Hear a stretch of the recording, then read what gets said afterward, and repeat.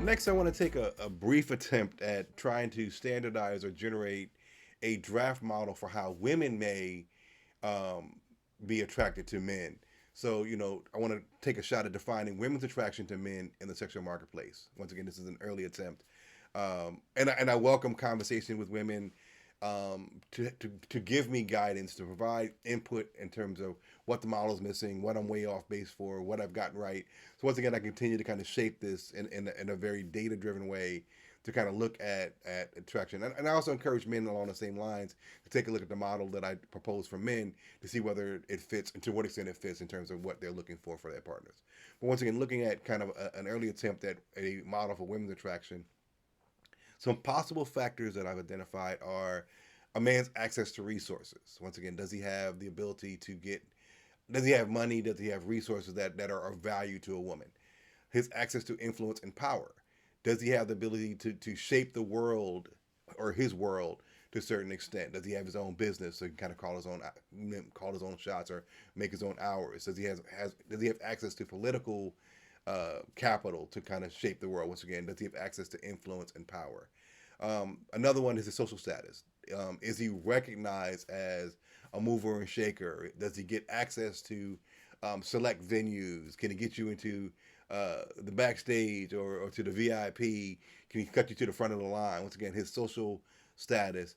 And then I also think it's important his character. Women also value the quality, a quality man, a man that keeps his word, that is thoughtful, that is kind and caring. So once again, his character plays a significant part of it. So once again, these are some proposed components to a model of how women may be valuing a man's attractiveness.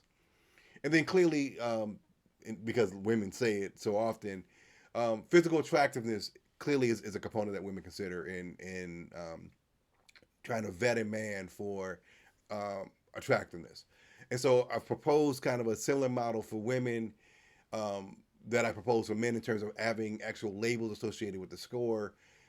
So I would say, women may say a man who's a 10 is gorgeous, a man who's a 9 is fine, a man who's 8 is hot, 7, that man would be handsome, 6, he would be cute, 5 is once again average, kind of middle of the road, 4 unattractive, 3 homely, 2 ugly, and then 1 hideous.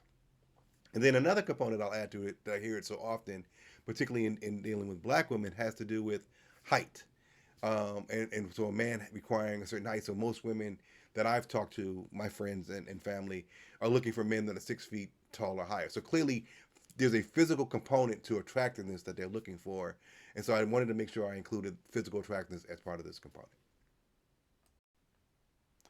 Lastly, a couple of things that I think are worth mentioning.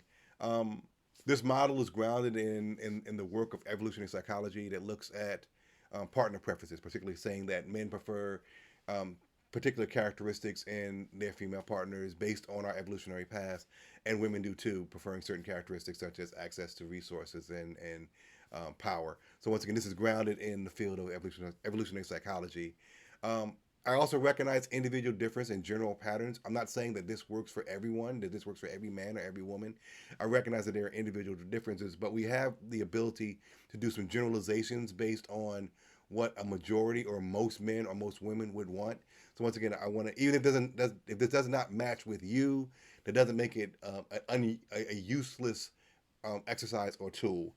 And then lastly, short-term versus long-term relationships both can be related to these proposed models. There will be some differences in which countenance, competencies, and characteristics are important to an individual. For example, promiscuity is a highly desirable characteristic for a short-term hookup, but not so much for a long-term relationship. So once again, there is some differences between short-term and long-term, but once again, I think the models that I propose work for both. So hopefully that you'll be able to see the relevance in your day-to-day activities. If you enjoyed this video, you can find more information from me and more videos from me at Facebook, TikTok, Instagram, and YouTube at Words of A. Davis Smith. You can also find information about me at my website, www.wordsofadavismith.com. Thanks for your time and attention. Have a great day.